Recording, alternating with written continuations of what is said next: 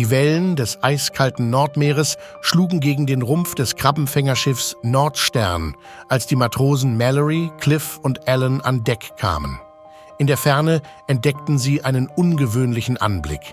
Auf einem pilzförmigen Eisberg, der sich von den anderen abhob, lag ein unverständliches, einsames, kleines Wesen. Zuerst dachten die Männer, es sei ein Robbenbaby, das auf dem Eis gestrandet war. Doch als sie näher kamen, erkannten sie, dass es etwas ganz anderes war.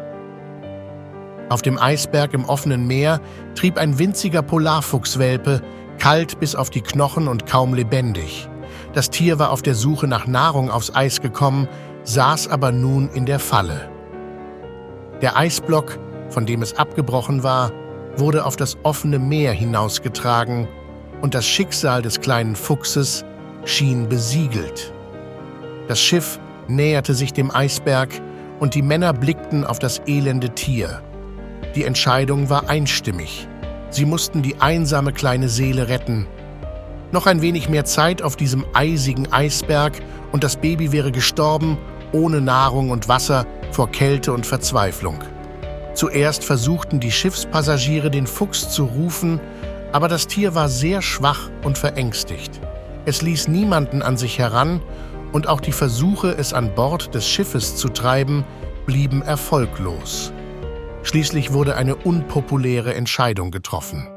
Die Männer begannen, den Eisberg mit Hilfe des Schiffes zu rammen und das verwirrte Tier ins Wasser zu stoßen. Mit einem lauten Krachen stieß das Schiff gegen den Eisberg und der Fuchs fiel ins eiskalte Wasser.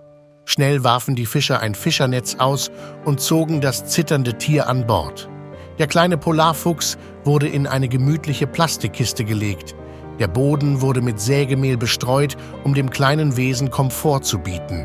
Langsam, aber sicher kam der Fuchs wieder zu sich. Er trocknete aus, wärmte sich auf und erwachte zum Leben. Die dankbaren Augen des Tieres begannen die Fischer anzusehen. Mit der Zeit gewöhnte sich der kleine Fuchs an sein neues Zuhause. Er verlor seine Angst vor den Menschen und begann, den Schiffsrumpf zu erkunden. Nach Wochen auf See kehrte das Schiff schließlich wieder in den Hafen zurück. Die Zeit war gekommen, den Fuchs in die Freiheit zu entlassen. Für einen Moment zögerte der Fuchs und blickte noch einmal auf das Schiff und die Männer, die ihm das Leben gerettet hatten. Dann rannte er los, zurück in seinen natürlichen Lebensraum.